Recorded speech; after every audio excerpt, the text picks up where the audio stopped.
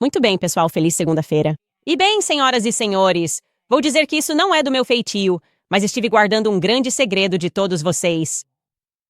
E admito que estava quase explodindo de ansiedade, porque sem dúvida é a coisa mais louca que já aconteceu comigo em toda a minha vida. Certamente, pelo menos na minha vida política, sem exceção. Então, caso sua segunda-feira estivesse sem novidades, bem-vindo de volta ao Candace.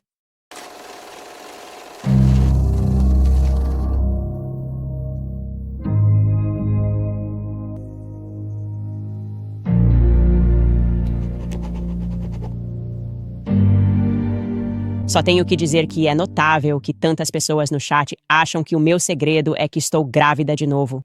Como se isso fosse algo que eu anunciaria como uma surpresa inacreditável. Na verdade, isso seria a coisa menos surpreendente de todas. Mas não é esse o caso. Na verdade, é algo muito mais louco. E como eu disse, venho guardando isso há muito tempo, porque algo aconteceu lá em fevereiro. E eu fui temporariamente jurada ao segredo, e eu sinto que hoje é o dia certo para informar o público, porque isso pode ter algumas implicações globais sérias. Então, aqui está o que aconteceu, certo? A data era segunda-feira, 24 de fevereiro, e no início da noite eu tinha acabado de encerrar o programa. Era logo depois das 17h30, para ser preciso. Recebi uma mensagem muito estranha de um amigo meu. Não vou identificar esse amigo, mas a mensagem dizia especificamente: Oi, tenho algo a lhe dizer da Casa Branca. Eles me pediram para ligar para você. Sou apenas um mensageiro aqui. Mais uma vez estranho. Eu sou apenas um mensageiro aqui, como se estivessem se afastando do que quer que fosse dito. Então imagino que seja algo estranho. E eu digo sim, tanto faz. Me ligue. E então ele me liga imediatamente a propósito. E ele diz: alguém muito importante na Casa Branca me pediu para te perguntar se, como um favor, você poderia parar de falar sobre Brigitte Macron. Tipo, o quê? Como assim? Não estou brincando quando digo que, entre as inúmeras possibilidades que passavam pela minha cabeça sobre o que seria essa ligação, essa não era uma delas. Então eu meio que tive que mudar o foco e perguntei: sobre o que você estava falando? Só para deixar claro. Ironicamente, como podcast, nós tínhamos acabado de encerrar nossa série sobre Brigitte Macron 4 dias antes, em 20 de fevereiro. Thomas, quando lançamos o último episódio, que foi o epílogo. Então eu penso, isso não faz sentido. Por que estou recebendo essa ligação agora? E obviamente peço um pouco mais de informação. Eu pergunto quem? Quem exatamente te ligou? E esse meu amigo diz, é alguém que tem a confiança do presidente. É alguém importante? Então eu penso, ok, deve ser a conselheira Suzy Wiles. Eu não sei. E eu digo ao meu amigo, volte para essa pessoa e apenas diga que eu disse não, é liberdade de expressão. Obviamente essa é uma história importante para mim. As implicações aqui são bastante sérias sobre o que eu descobri. Então, sem acordo. Desligue. Eu entro no escritório do meu marido e conto a ele o que acabou de acontecer. E, sinceramente, eu meio que rio da absurdidade disso tudo, porque eu não tinha pensado além do que poderia ter acontecido. E então eu faço o que sempre faço, por precaução. Eu ligo para o Noah, eu ligo para o advogado, e eu digo, olha, eu sei que o Macron está nos enviando cartas legais, só quero que você adicione isso à pilha de que alguém na Casa Branca está me pedindo para parar de falar sobre Brigitte Macron. Legal. Nós meio que rimos disso e fazemos isso de maneiras diferentes. Vamos esperar que outra coisa seja entregue na minha porta? Outra ameaça implícita do Macron. Alguém pedindo um favor, quem sabe, tanto faz. Enfim, nós jantamos. E eu meio que estava me sentindo mal por causa da minha atitude de grávida na ligação, sabe? Porque eu estava, há 8 semanas do parto. E eu fui um pouco mais ríspida ao telefone do que seria se não tivesse, um pé de bebê crescendo preso debaixo do meu pulmão. E essa pessoa já foi muito boa comigo no passado. Então eu decido que, antes de ir dormir, vou ligar de volta para ele e ter uma conversa muito mais calma. Não que eu tenha sido rude, mas só ei, do que se trata isso mesmo? E foi o que eu fiz. Eu fiz. E não só isso. Antes de ligar de volta para essa pessoa, quando conferi online, percebi que Emmanuel Macron está em Washington, D.C. 24 de fevereiro. Ele está em Washington, D.C. E ele havia deixado a Casa Branca apenas algumas horas antes de eu receber a ligação. De qualquer forma, estou impressionado. Muitos pensamentos estão passando pela minha cabeça sobre o que isso poderia ser. E quando ligo de volta para essa pessoa, ela me diz algo ainda mais estranho. Ela diz, olha, eu sou novamente apenas o mensageiro aqui. O que me disseram, vindo de alguém com um cargo bem alto na Casa Branca, é que Emmanuel Macron está travando as negociações para acabar com a guerra entre Rússia e Ucrânia,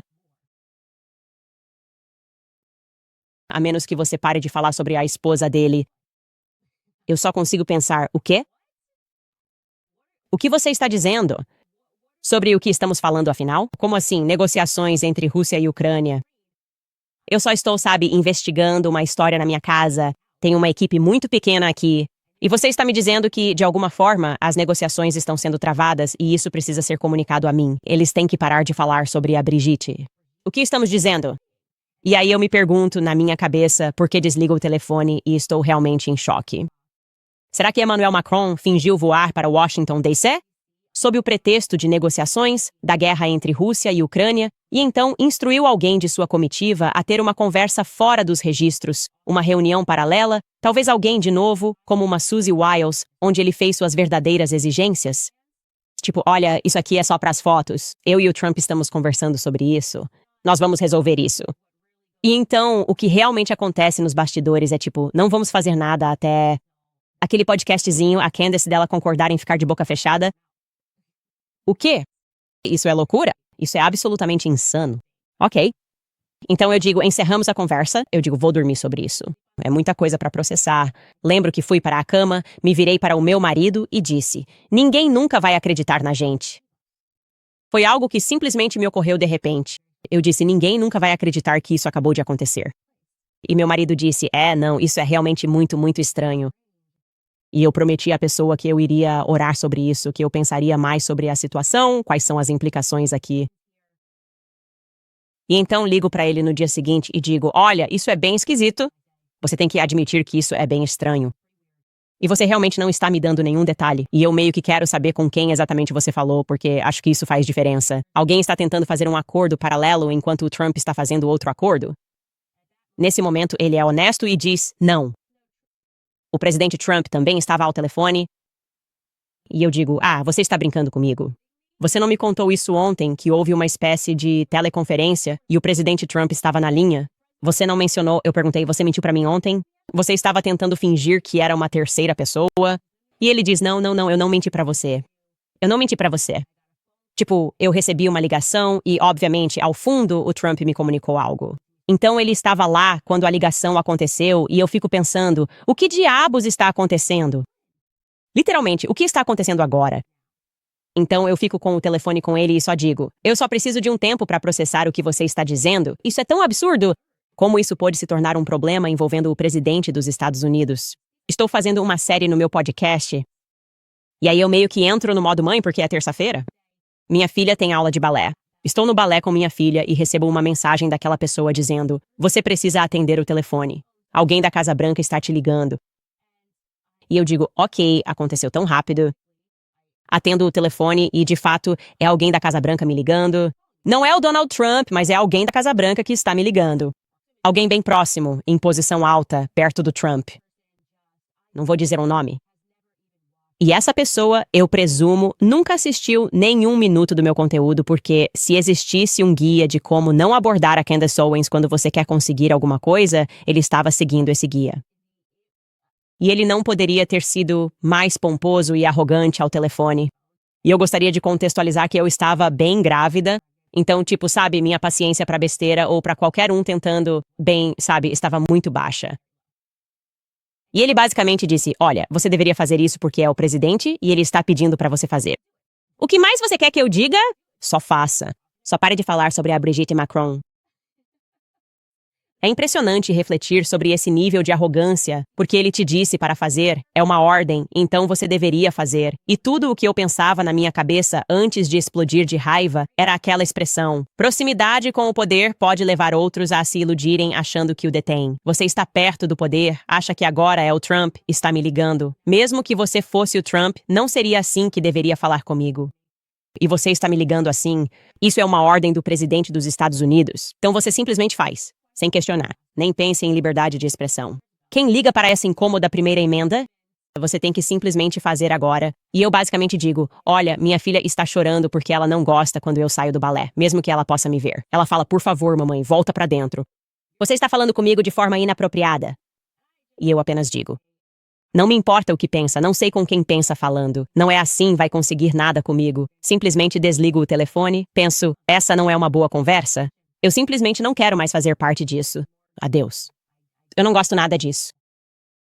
E a terceira pessoa que inicialmente lhe contou sobre a situação está tentando se acalmar e liga para ele. Ele diz, não, sabe, não sei por que falam assim com você. E tipo, você sabe, isso ainda é muito importante. E sabe, isso realmente importa para o presidente, e ele está tentando me fazer desistir da ideia de engravidar. E eu ainda estou calma o suficiente para saber que a Candace grávida nem sempre é a Candace mais racional e é um pouco cabeça quente. E eu decido, enquanto converso sobre essa situação com meu marido, que também devo procurar e talvez ligar para alguém que já tenha passado por um apuro como esse. Eu não sei. Alguém que tenha um público maior do que eu. E meio que pedi um favor, porque normalmente não mando mensagem pra ele, mas dessa vez entrei em contato com o Tucker Carlson. E eu meio que contei pra ele a situação e falei, olha, isso é realmente estranho. Não, eu normalmente não te procuro pra pedir conselhos, mas eu realmente preciso de um conselho agora, porque você sabe o quanto a liberdade de expressão é importante pra mim. E basicamente o quanto essa história em particular é importante pra mim, porque envolve, sabe, potencialmente, na verdade não só potencialmente, mas pedofilia, incesto, todos esses elementos.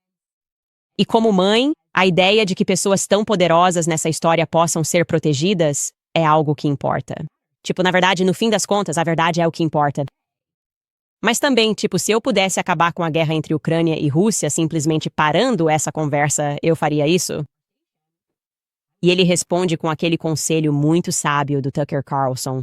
E ele diz, olha, você sabe, você não quer ter o sangue de cristãos em sua consciência, mas a liberdade de expressão também importa.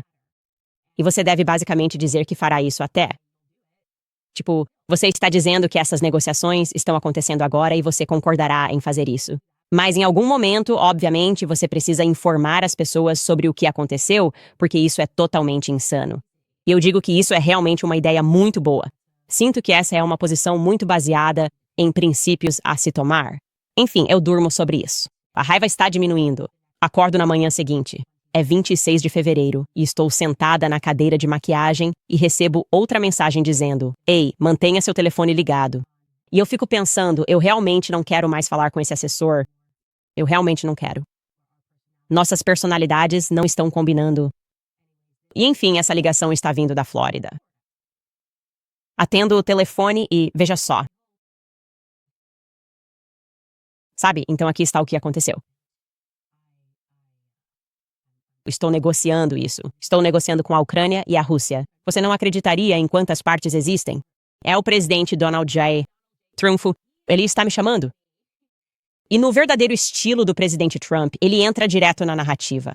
A palavra saiu. Ei, como você está? Ele simplesmente entra direto na narrativa de como isso aconteceu. Estou literalmente, é difícil recuperar o fôlego para compreender. 4 dias atrás, eu estava terminando uma série sobre Brigitte Macron e agora estou falando com o presidente dos Estados Unidos e o assunto da conversa, não importa como você queira colocar, é sobre o pênis da esposa do Macron. Quer dizer, não tem outra forma de dizer isso, certo? E então ele simplesmente entra direto na narrativa. Ele diz algo como, sabe, estou negociando. Você não acreditaria em quantas partes essa pessoa quer daquela pessoa. Se essa pessoa quer isso, e você não faz ideia do quanto está envolvido quando está tentando fechar um desses acordos, sabe? Enfim, eu tenho o Macron, eu gosto do Macron. Estamos conversando na Casa Branca e eu o estou acompanhando até o carro.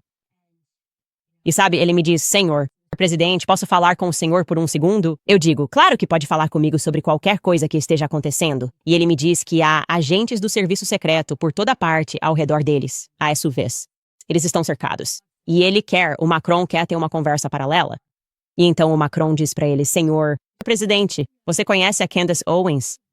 E eu digo, sim, claro que conheço, Candace. O que está acontecendo? E então o presidente me diz, você deve ser uma pessoa muito poderosa, Candace. Estamos falando do presidente da França me chamando de lado para falar sobre o seu podcast.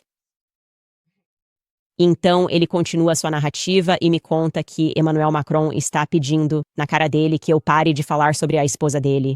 E uma das coisas que o Trump disse foi tipo, sabe, ele me diz, você sabe, ela é velha e isso está realmente afetando ela. E eu estou ouvindo. Estou ouvindo. E ele está, sabe, ele está em um dos monólogos do Trump. Ele é muito engraçado. E então ele disse, sabe, eu a vi, sabe, porque eu a vi de perto e ela parece uma mulher pra mim. Ela parece uma mulher pra mim. Jantei com ela no topo da Torre Eiffel. E eu digo nesse momento, mas eu encontrei o cirurgião plástico dela, que é especializado em transgeneridade. E eu só falo pra ele, começo a falar como se fôssemos amigos. Eu só digo pra ele, não, sabe, ela é uma trans. E eu expliquei pra ele que ela teve esse médico incrível que é especializado em cirurgias de transgeneridade ou procedimentos de feminização. Eu estou falando com o presidente dos Estados Unidos sobre isso, pessoal. Isso é loucura. Isso é insano. Mas eu estou respondendo à altura. Só estou tentando fazer com que ele entenda a verdade. E então expliquei pra ele por que eu não me sinto tão bem com esse pedido, porque essa é a parte mais importante. Você está pedindo que eu realmente, e apesar do seu argumento, que é muito sólido, pare de dizer a verdade. E eu disse para o Trump, e vou ser honesto que naquele momento, percebi que um dia isso vai entrar na minha autobiografia. Então eu tinha que dizer algo engraçado. E eu simplesmente falei para ele, sabe, com todo respeito, senhor, presidente, não é minha culpa que ele tenha se casado com alguém que tem pênis.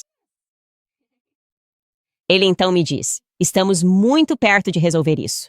Estamos muito perto de resolver isso. Ele me diz, o Macron tem sido bom comigo. Sabe, ele tem sido fácil de trabalhar. Ele tem sido uma boa pessoa. Ele só quer que eu resolva essa única coisa. E ele começa a jogar aquele papo de a arte da negociação. Ele começa a me elogiar. Ele disse, Melissa, te adora. Ela disse que você é tão bonita. Eu disse, obrigado, presidente. Obrigado, presidente. Sabe, na minha cabeça, elogios te levam a qualquer lugar na vida. E então eu digo a ele o que já tinha concordado comigo mesma. Lá no fundo, eu digo, olha, fico feliz em fazer isso por um curto período. Obviamente não quero ter na consciência que menos homens cristãos poderiam ter morrido no Oriente se eu simplesmente ficasse calada sobre algo. Mas deixo muito claro para ele que isso vai ser a curto prazo e que eu espero mesmo que em alguns meses poderei falar sobre isso. E é nesse ponto da conversa que as coisas realmente ficam interessantes, porque ele diz sim. E então, e agora estou acrescentando o que senti, ele estava prestes a se comprometer com isso. Mas então, para mim, pareceu que alguém ao fundo disse, não, precisamos encerrar essa conversa de uma vez. E ele não diz nem sim nem não, mas apenas comenta que realmente precisa trabalhar com o Macron a longo prazo e que eles têm uma relação de trabalho de muitos anos. E eu deixei muito claro que isso não é algo de longo prazo para mim. Tipo, se você está perto de fechar esse acordo, assine, vamos resolver isso. E então, no final, ele meio que oferece, dizendo, olha, talvez eu possa participar do seu podcast um dia. Eu sou ótimo pra audiência. É tão trumpiano se autoelogiar assim. Então eu devolvo o Trump pra ele. E eu digo respeitosamente, senhor, presidente, aparentemente eu também sou bom pra audiência, porque o senhor tem um líder de um país, o presidente do país, pedindo pra você me pedir um favor. Então deixe-me encerrar a conversa. E eu estou completamente atordoada. Eu não consigo acreditar que isso realmente aconteceu. Então eu vou imediatamente contar para o meu marido e anoto todos os detalhes da conversa para não esquecer o que estávamos conversando. E claro, a primeira coisa que eu quero dizer, principalmente, é que Emmanuel Macron deve renunciar. Ok, porque se isso for verdade, e eu vou dizer, isso não veio do Trump. Ele não disse especificamente que estava travando as negociações por causa disso, mas ele disse especificamente que eles estavam falando sobre a guerra da Ucrânia e da Rússia o dia todo. E ele está apenas tentando fazer tudo acontecer. E foi aí que Macron o chamou para conversar em particular. Então eu meio que confio na informação que veio daquela terceira pessoa de que o que lhe foi dito era que ele estava escondendo isso. Certo. Como se Macron estivesse colocando isso como uma contingência sobre se ele vai concordar ou não. Para esse tipo de acordo internacional é se Candace Owens para ou não de falar sobre sua esposa. Mas você tem que se afastar, ok? Porque não há um exemplo maior e mais claro da completa falta de moralidade e integridade que um líder político pode demonstrar do que a situação em que seu próprio marido e sua própria esposa o colocam em um avião e, de forma bastante explícita, enviando-o para o exterior para fazer Candace Owens parar de falar sobre o relacionamento deles. É como se todos nós realmente devêssemos respirar fundo, dar um passo para trás e reconhecer que ele está disposto a deixar sangue derramar Ele está disposto a deixar as pessoas morrerem. Ok. E o impasse aqui vai ser se Candace Owens vai ou não parar de falar sobre o pênis da esposa dele. Isso é ridículo. Você não está qualificado para ocupar um cargo público? Eu já pensava isso antes de tudo isso, só de olhar para o seu histórico, eu sei que você é uma fraude. Você sabe que é uma fraude. Sua esposa certamente sabe que você é uma fraude, mas isso está chegando a níveis em que você simplesmente precisa ser empichado. Thomas, absurdo. Isso é tipo, vamos começar logo os julgamentos de impeachment. E na minha cabeça, eu estava pensando com o Trump, na verdade, se você quisesse realmente negociar. Você poderia ter dito para ele, que tal eu ir ao vivo e contar para todos aqueles repórteres o que você acabou de dizer se você não assinar este documento? Thomas, é assim que eu teria jogado. Mas, sabe, eu estava com 7 meses de gravidez. Eu teria jogado duro. Não preciso ter amigos quando falamos em acabar com o derramamento de sangue. Mas a segunda coisa que quero dizer aqui é que, ao longo do tempo, me ocorreu que isso é muito mais do que a guerra entre Ucrânia e Rússia. Certo. Não é por isso que é dele. Senhor, Macron o colocou em um avião para falar pessoalmente com Trump sobre esse assunto, certo? Eles fizeram isso porque estavam apavorados. Eles estão apavorados porque, obviamente, tudo o que descobri é verdade. A ficção não faria você fazer isso, ok? Você diria, isso é tão absurdo. É tão louco. Eu quero dizer, quem vai acreditar nisso? A ficção não faz você voar. 9 horas até os Estados Unidos para perguntar ao presidente se ele tem um momento para se afastar do campo de visão das câmeras e falar sobre sua esposa. Certo.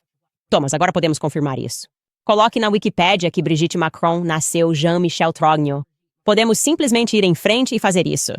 Certo. Mas o que foi que eu bati que os deixou realmente apavorados? Qual foi o sucesso dessa série?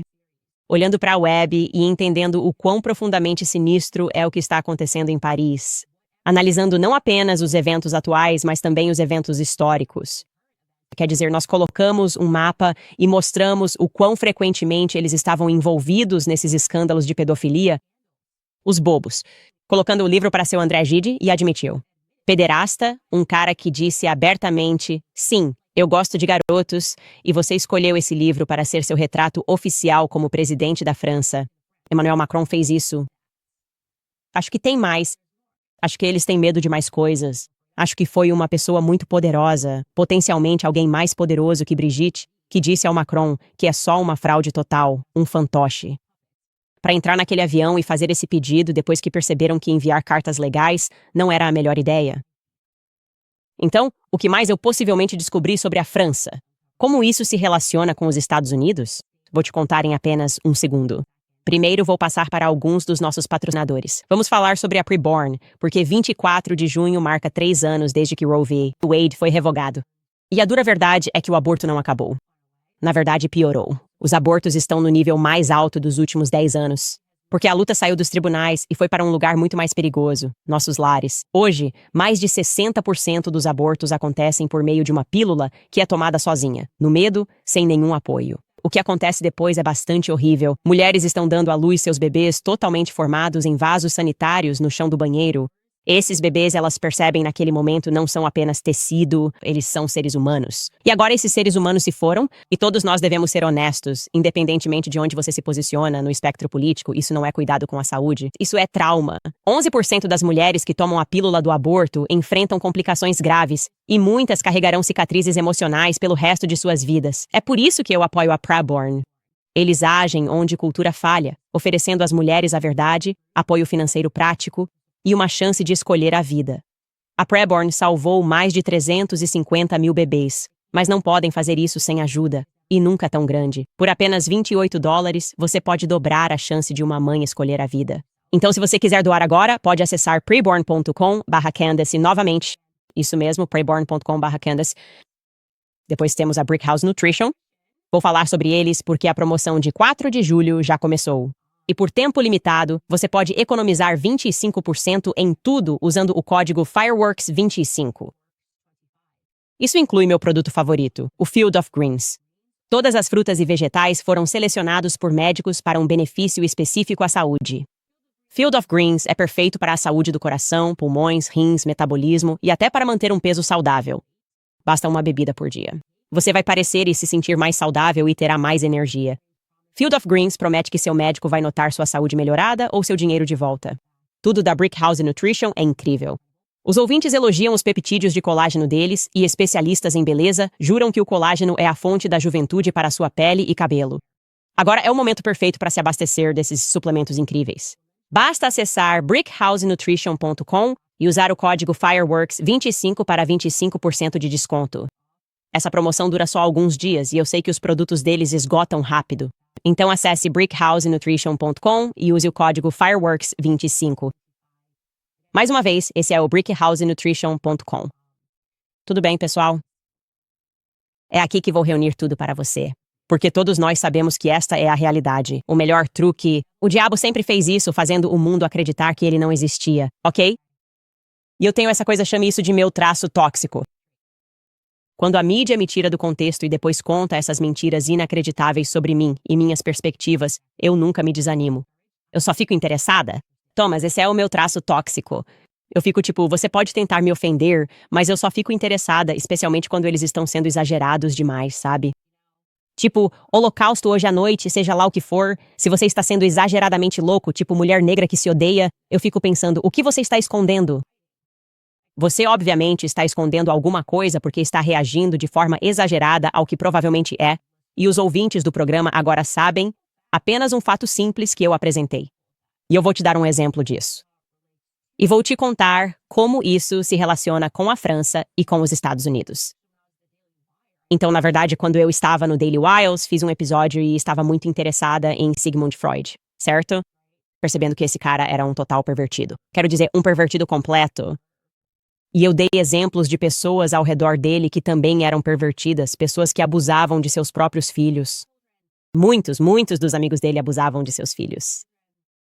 E a reação da mídia foi me chamar de desequilibrada e louca, e defender Sigmund Freud como se ele não fosse o cara que escreveu todas essas teorias dizendo que crianças são sexuais.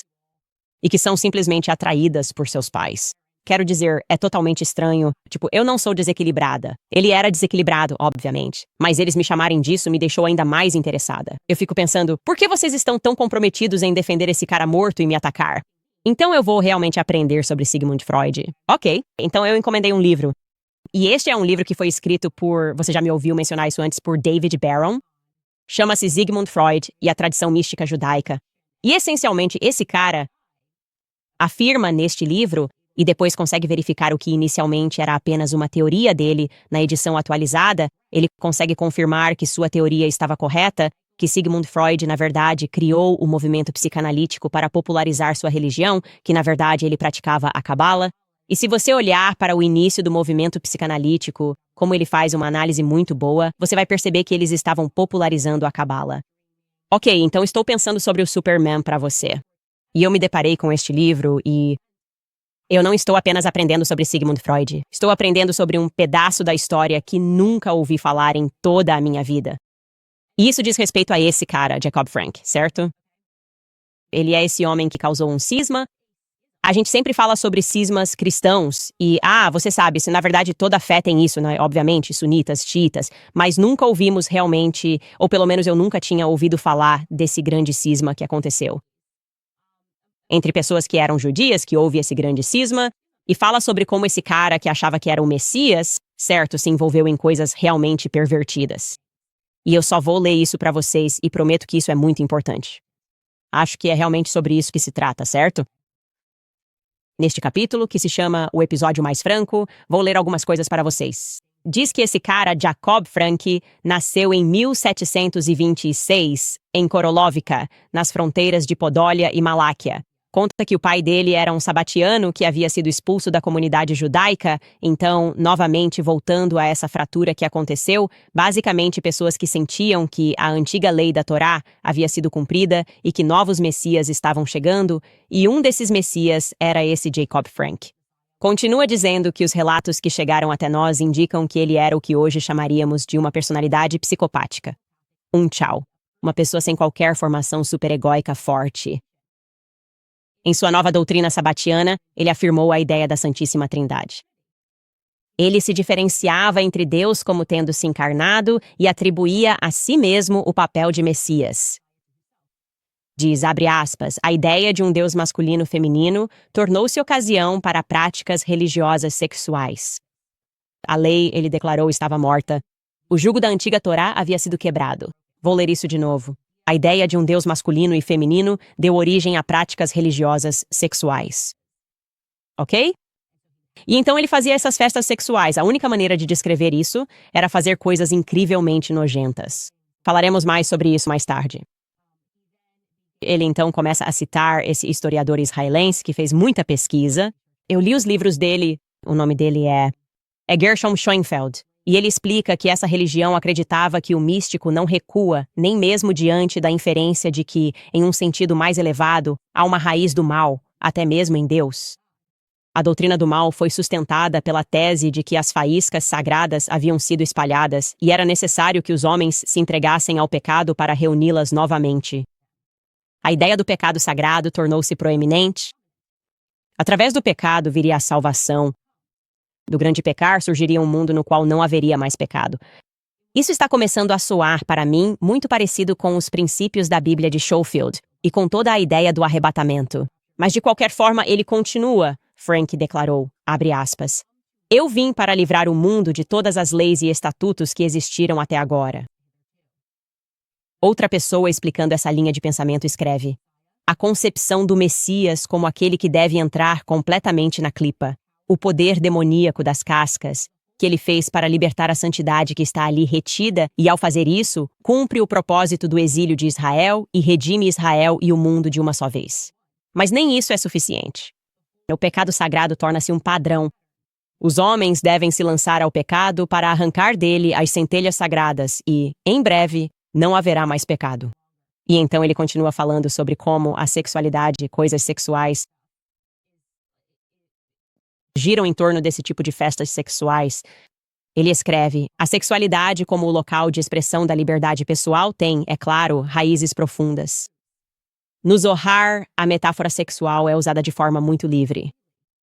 A tradição ortodoxa restringiu severamente a expressão sexual, talvez como alguns autores sugeriram.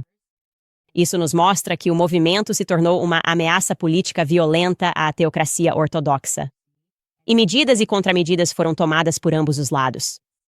Os franquistas foram colocados sob excomunhão e os franquistas responderam com um ataque ao Talmud, argumentando que ele era falso e prejudicial. Os franquistas chegaram a acusar que o Talmud tornava obrigatório o uso de sangue cristão e deram testemunho de que os judeus estavam envolvidos em assassinatos rituais. O auge da carreira de Frank ocorreu quando ele e todos os seus seguidores se converteram ao catolicismo, com grande pompa e cerimônia. Os membros da nobreza polonesa atuaram como padrinhos e os judeus recém-batizados assumiram seus sobrenomes. Dessa forma, muitos deles ingressaram na nobreza polonesa. O próprio Jacob Frank teve o rei Augusto III como padrinho e tornou-se católico na presença da família real e dos dignitários da corte, em novembro de 1759, menos de 100 anos após a apostasia de Sabbatai Zevi. E menos de 100 anos antes do nascimento de Sigmund Freud. Agora, deixe-me explicar por que estou lhe contando isso. Então, eu entendo que alguém que está pensando em se tornar católico, como eu estava ao aprender isso, pensa, uau, ok, espere um segundo. Eu aprendi mais sobre Jacob Frank. Percebi que eles acreditavam que era preciso praticar incesto como um sacramento. Eles acreditavam que, basicamente, precisavam continuar se casando entre si e que assim alcançariam poder. Eles acreditavam no culto ao militarismo. Basicamente, como eu disse, indo cada vez mais fundo no pecado, o maior pecado que você poderia cometer, porque ele dizia, eu vou te levar até as profundezas, seria esse ato de pedofilia que eles realizavam nesses rituais. Eu descobri que ele entrou para a Igreja Católica, então não vou simplesmente parar naquele livro. Eu preciso aprender tudo o que puder sobre esse cara, certo? Porque o que está acontecendo aqui? E quanto mais eu aprendia sobre ele, mais eu ficava absolutamente surpreso ao descobrir que eles também praticavam a apostasia. Então, eles acreditavam que a maneira de derrotar seus inimigos era se converter à fé deles. Se você queria derrubar o cristianismo, você tinha que se tornar cristão. E então, de dentro, você poderia destruir a igreja. Pense em como era o mundo naquela época.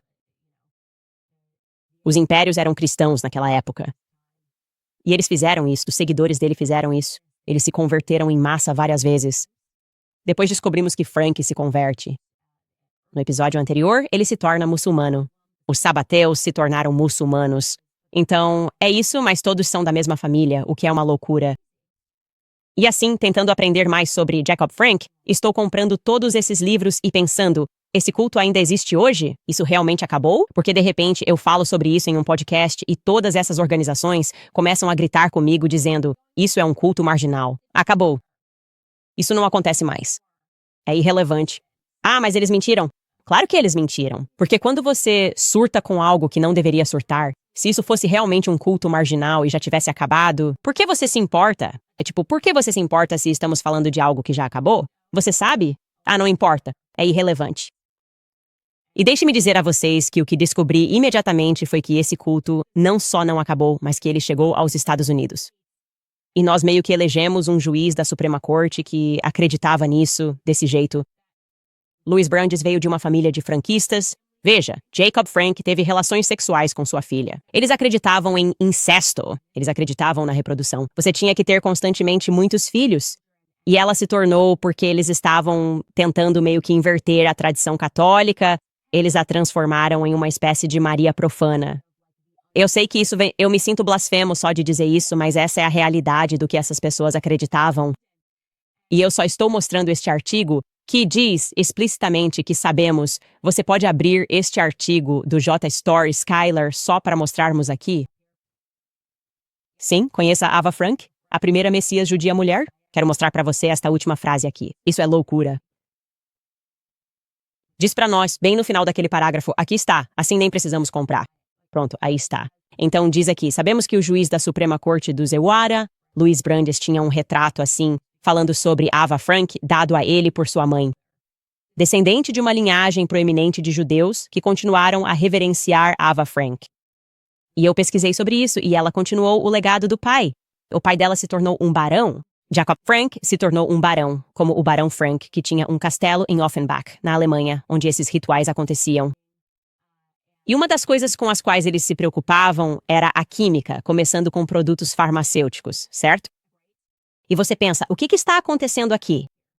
E então Ava Frank, antes de morrer, escreveu essas cartas vermelhas e disse a todos os seus seguidores, tipo, se vocês acreditam em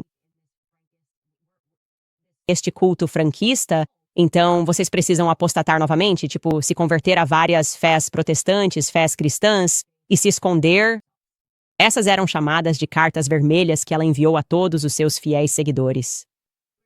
Mas vocês nunca vão adivinhar, franceses que estão assistindo isso, porque, por todo lugar que eu olho, estou começando a tentar rastrear esse movimento franquista. Onde está? Seus tentáculos estão em toda parte. Então eu compro um livro do Gershom Shalom, aquele historiador israelense, e esse livro se chama Do Franquismo ao Jacobinismo. Ah, tipo, você está falando dos jacobinos, como na Revolução Francesa, que foi iniciada. E eis que eu descubro que uma das pessoas que financiou esse movimento de forma significativa, talvez você já tenha ouvido esse nome, Junius Freud, porque parte desse movimento acreditava, de novo, apostasia, assumir um personagem diferente. É como teatro. Torne-se outra pessoa, seja convincente sobre quem você é, e nós vamos dominar o mundo. E Junius Freud, na verdade, seu nome verdadeiro ao nascer era Moses de Brusca. Ele era primo de Jacob Frank e aprendeu francês, foi embora.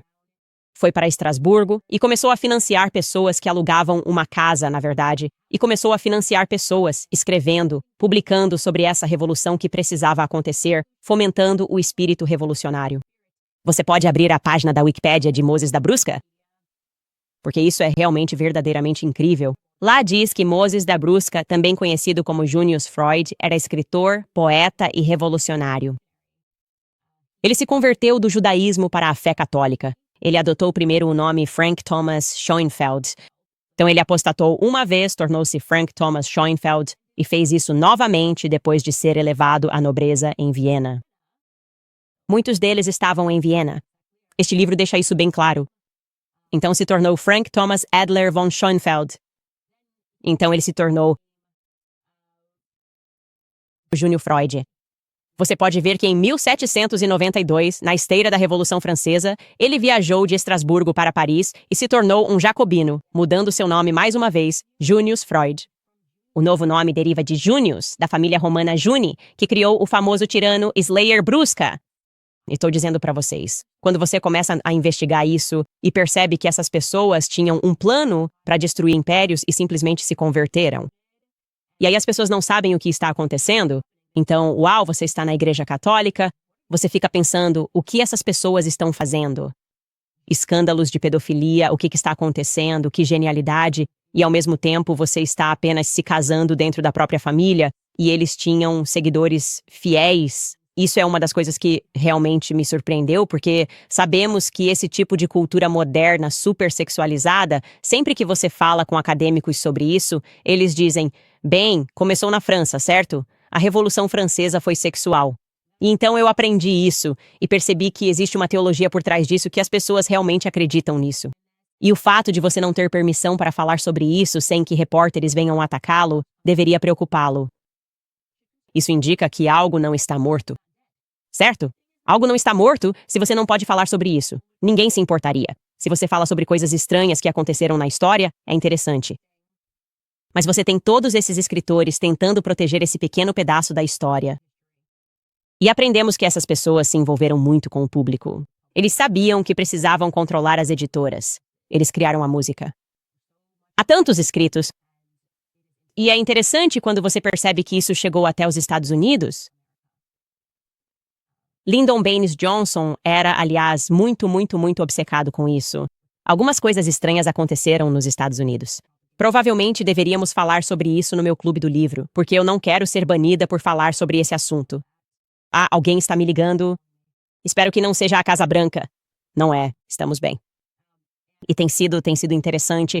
Também tem sido interessante perceber que muita dessa história está simplesmente sendo escondida de nós. E eu, quando penso em nós caminhando rapidamente para esse destino da IA, que eu acho que está acontecendo agora, e crianças, tantas delas que nem conseguem ler, que não têm capacidade de atenção para conseguir ler, que estão fazendo perguntas para a IA e acham que estão recebendo respostas verdadeiras. Consigo imaginar um tempo em que eles simplesmente limpam a internet de todas essas coisas, em que as pessoas não conseguem mais ler livros ou não querem mais ler livros, seja qual for o motivo, e elas não conhecem essa história. É por isso que comecei meu clube do livro, porque fiquei impressionada com o quanto aconteceu e eu não sabia. E percebi o quanto de poder damos ao sistema escolar, ao sistema público de ensino, às editoras, para nos dizer o que precisamos saber. Tomas isso? Ah, a Revolução Francesa, não olhe além disso. É só, sabe, alguns franceses animados e aqui está o que aconteceu e pronto, acabou. Não, mas tudo como meu marido me disse quando perguntei por que ele decidiu se especializar em teologia. Tipo, por que você foi tão motivado para a teologia quando foi para a universidade? E ele diz porque tudo é teologia, tudo é uma fé. A fé é o que guia as pessoas, certo? Pense em Sigmund Freud. Transformando a fé dele em algo moderno, certo? Fazendo você nem acreditar que é uma fé, que é um movimento psicanalítico. Ah não, isso não é uma fé. Thomas, o que este livro pelo menos deixa bem claro, com muitas evidências, sim, que eles poderiam te batizar na fé deles e você nem perceberia. E estamos aprendendo sobre esse tipo de mistura do masculino e do feminino, é nisso que ele acreditava. E de repente olhamos ao redor e temos todos esses psiquiatras nos dizendo que não, que o transgenerismo é totalmente real. Acho isso interessante, pelo menos instigante, algo sobre o qual podemos conversar. Thomas, interessante. Muito interessante. E agora temos em Paris Brigitte Macron. E ao invés das publicações se interessarem por isso, elas bloqueiam. Eles dizem, ah não, isso é uma teoria da conspiração maluca. Não poderíamos ter produzido mais evidências de que algo não está certo ali. E eles não vão nem sequer olhar para isso. E o que isso te diz? Quem está no poder? Quem são essas pessoas que estão no poder? Vou te dizer uma coisa. São pessoas que entendem a ameaça de qualquer um descobrir que isso pode, potencialmente, ser uma teologia que está operando às claras. E como eu disse, acho que no meu clube do livro na semana passada, eu disse, somos nós os trouxas? Sabe, usando uma expressão de Harry Potter aqui, tipo, somos nós os trouxas? Fomos levados a acreditar que somos ateus, certo? E eu meio que estou voltando para o velho nós. Tipo, ateísmo? Como se seus avós fossem loucos por acreditar em Deus? E meu Deus, não, esta é a nova era. Você é mais inteligente. É tudo sobre o eu, sobre o que você pode fazer.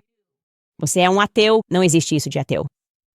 Não existe isso de ateu. Você acredita em algo E se alguém te transformou em um trouxa enquanto acredita muito que Deus é real, porque criou um todo, doutrina e uma filosofia que eles estão seguindo, tentando nos convencer de que eles são os deuses, certo?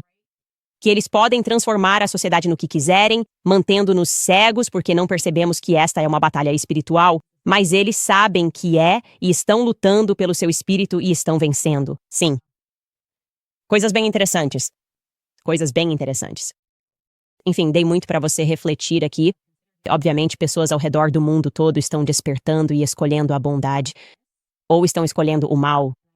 E eu vou te dizer que parece quase que esses eventos estão sendo catalisados. De repente, você começa a ver pessoas que você achava que eram reais e honestas e percebe que elas mentem, seja um pastor, seja uma pessoa política que você acompanha, seja uma organização de jornal que você lê. Espero que o objetivo deste podcast, se você tirar algo dele, seja que você precisa examinar constantemente a quem está ouvindo e leia esses livros, eduque-se.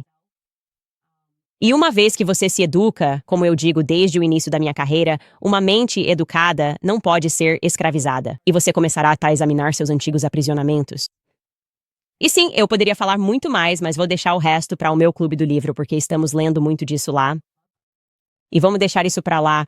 Aliás, se você quiser participar do clube do livro Candace, eu vi que eles colocaram um pequeno aviso, então é isso, as conversas ficam bem apimentadas. E estamos definitivamente conectando tudo isso bem devagar. E é incrível e assustador ao mesmo tempo. Certo, pessoal? Agora vou contar para vocês antes de entrar nos seus comentários. Mal posso esperar para ver o que vocês estão pensando. Uau, 77 mil de vocês assistindo ao vivo. Isso é incrível. Deve ser algum tipo de recorde, ou pelo menos perto disso. Quero contar rapidamente para vocês sobre a Anime Skincare. O fim de semana do 4 de julho vai ficar muito melhor porque a Anime Skincare acabou de lançar a maior promoção do ano. Você pode conseguir 15% de desconto em tudo no nimeskincare.com, mas só durante o fim de semana do 4 de julho. Então, seja você esteja procurando por limpadores refrescantes, sérums específicos ou hidratantes, a Anime tem tudo o que você precisa para brilhar da cabeça aos pés. Além disso, em compras acima de $120, você ganha uma máscara antioxidante Nature Burst de brinde. Se você é cansado de apoiar empresas de beleza que não compartilham valores, a Anime é sua resposta. Eles orgulham de serem americanos, de propriedade conservadora e fundamentados em fé, família e liberdade. Como mãe, esposa em evidência, confio na Anime Skincare para manter minha pele bonita sem comprometer meus valores. Os produtos repletos de ingredientes clinicamente comprovados e feito aqui nos Estados Unidos. É isso que acontece quando você apoia a Anime. Você está escolhendo apoiar seus amigos e vizinhos. Você está votando com o seu dinheiro e apoiando a economia paralela.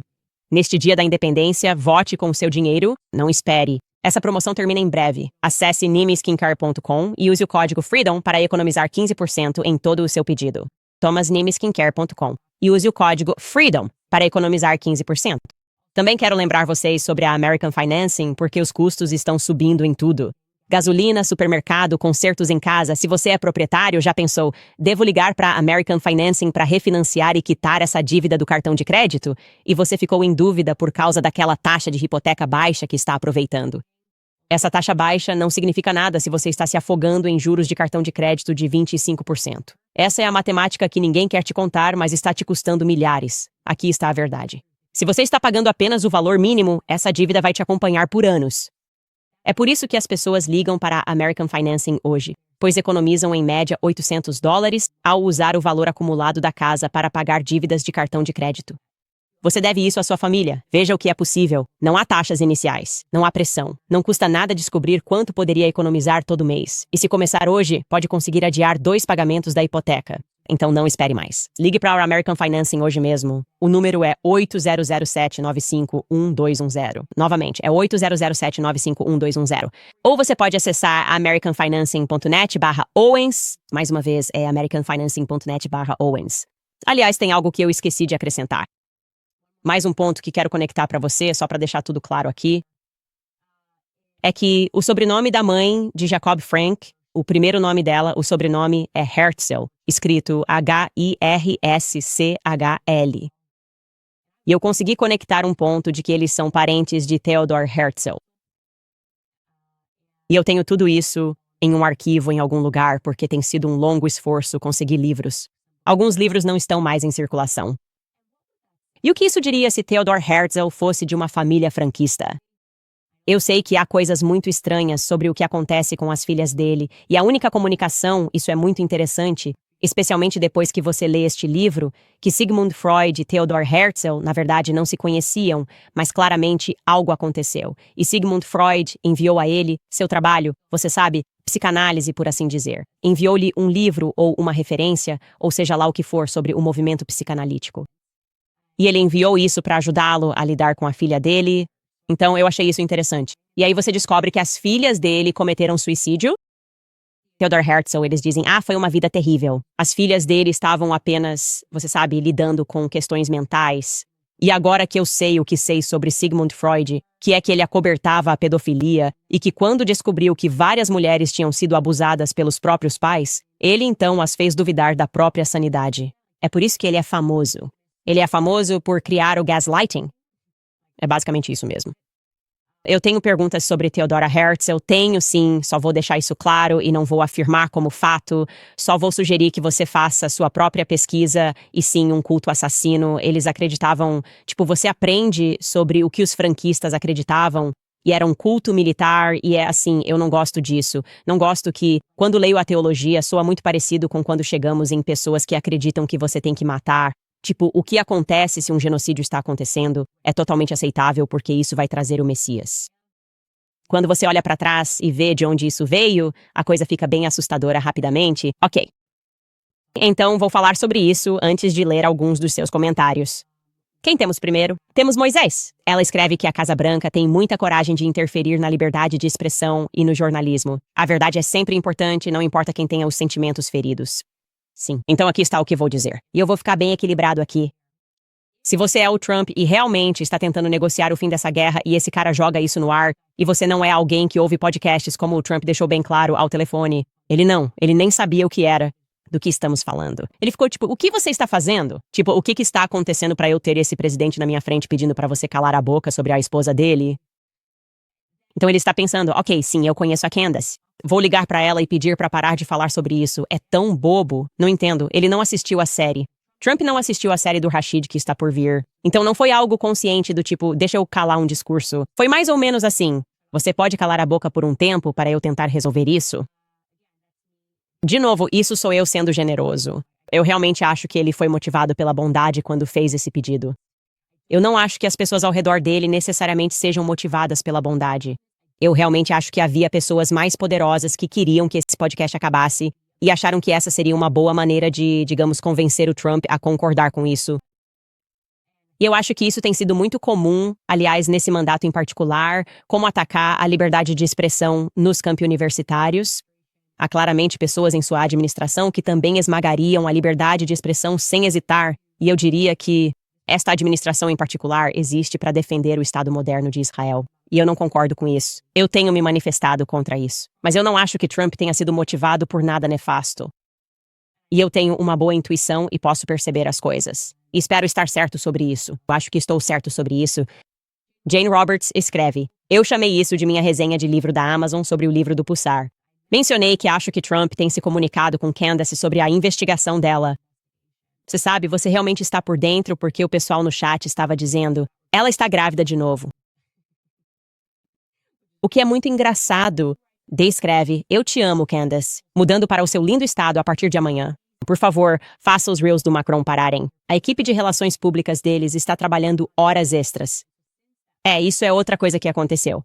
Então, desde aquela ligação com o Trump, eu soube que o círculo do Emmanuel Macron, não sei se era alguém da equipe da Brigitte ou da equipe dele, eles têm equipes separadas, estava se comunicando com empresas de gestão de crise em Los Angeles, e me disseram que essas empresas de gestão de crise, uma com a qual eles estavam trabalhando, que me deu a dica e me contou isso, estava tentando remover conteúdo do TikTok. Porque o TikTok, como eu descobri, tem regras muito rígidas contra falar sobre assuntos LGBTQ. E eles foram muito bem-sucedidos. Eles definitivamente conseguiram tirar todos os nossos vídeos do ar. E desde a minha ligação com o Trump, recebemos 3 strikes no nosso perfil durante a noite. Então quase fomos banidos do TikTok. E isso ficou sob restrição por 90 dias antes que esses strikes fossem removidos. De novo, esses eram trechos da minha série Becoming Brigitte. E, aparentemente, proteger esse tipo de estilo de vida LGBTQ é mais importante do que a liberdade de expressão no TikTok. E eles basicamente abusaram disso. Tô falando que os Macrons abusaram disso quando contrataram uma empresa de gestão de crise. Aliás, de novo, é verdade o que o Canadá disse sobre a esposa dele? Claro que é verdade, porque você não contrata uma empresa de relações públicas de crise baseada nos Estados Unidos para lidar com ficção. Quem faria isso? Você pode dizer o que quiser sobre mim. Se você dissesse tipo Candace, você totalmente... Candace viveu como um homem por 30 anos. Eu ficaria tipo, haha, ok, publique seu livro, faça o que quiser porque isso é insano. Há tantas fotos minhas crescendo com minha família em todos os livros didáticos do ensino médio, anuários do ensino médio e do ensino fundamental em diante. É simplesmente uma bobagem. Thomas, não é assim que eles estão se comportando. Eles estão ameaçados. Melissa Del Gaudio escreve, excelente jornalismo. Adorei que você não tenha renunciado aos nossos valores, importante para você. Você consegue fazer isso incrivelmente bem. Obrigado. Obrigado. Eu realmente aprecio isso. E foi difícil, sabe? E eu sou definitivamente grata, antes de tudo, ao meu marido, que sempre é a voz da razão em todos os momentos. Mas também ao Tucker, porque eu não tenho um relacionamento com o Tucker. Eu só mandava mensagem pra ele todo dia e dizia, oi, o que tem para o almoço? E eu sentia que ele era a pessoa certa para conversar. E acho que ele teve uma abordagem cristã muito sensata em relação a isso. Messiah Summit escreve, fugindo do assunto, mas acabei de assistir Surrounded. O que foi aquilo? A maioria nem deixou você falar. Foi um ataque descarado. Sim, você vai ver que eu estou grávida de 9 meses. Achei que seria uma ótima ideia ir debater feminismo com 20 feministas radicais. E vou falar sobre isso amanhã porque é bem engraçado. Mas você está certo. Acho que as pessoas simplesmente se irritam quando veem meu rosto. Eles ficam tipo, ataquem. E por isso nem queriam debater. Eles só queriam soltar umas provocações de ensino médio ou algo assim. Enfim, vamos falar disso amanhã, prometo. Ghosty escreve, da próxima vez que virmos um título de programa assim, a Candace vai dizer que está grávida de novo, ok? Justo, justo. Talvez eu esteja sempre grávida. O que você quer que eu faça? Agora sou católica. Só estou dizendo o fato. Está nas mãos de Deus. E ele simplesmente diz, sim, sempre pra mim. Ele diz, sim, você ficará grávida de novo. Enfim, pessoal, se quiserem apoiar nosso trabalho, podem acessar o site cannysounds.com e apoiar de qualquer forma. O Clube do Livro realmente vale o investimento. Participe do Clube do Livro. Está ficando muito grande. Eles não permitiram. Fomos aos editores deste livro e dissemos, vamos vender este livro. Eles não querem reimprimi-lo. Isso é interessante. Recebi e-mails que a versão em PDF está disponível. Então você pode lê-lo sem precisar pagar por ele. Esse será nosso próximo livro. Ainda estamos lendo Hollywood Baron. Além disso, se você é um novo pai ou mãe e quer entrar na conversa sobre vacinas, ou seja, saber alguma coisa sobre a história das vacinas, que também está sendo completamente escondida, e mais uma vez, quando descobri o que sei sobre Jacob Franca, o Barão Franca, já que ele estava morando em Offenbach, na Alemanha, me deixou um pouco desconfortável. Só a indústria farmacêutica, estou realmente fora disso. Mas se quiser aprender sobre a história das vacinas, do controle de natalidade, inscreva-se na série A Shot in the Dark, disponível no nosso site, e terá acesso a outros conteúdos gratuitos. Então vale totalmente a pena, e você ainda me apoia. E eu, obviamente, como digo em todo episódio, não estou sendo financiada por ninguém do Oriente Médio. Sou financiada por vocês, que acreditaram em mim quando decidi seguir sozinha para fazer isso, mesmo estando sob um ataque total no ano passado, só por estar interessada e querer aprender mais coisas, sendo chamada de burra. Adoro ser chamada de burra porque é um convite para ficar inteligente. Gosto de ficar inteligente e aí posso compartilhar as coisas que aprendi. Então continuem me chamando de Dom. Vejo vocês amanhã.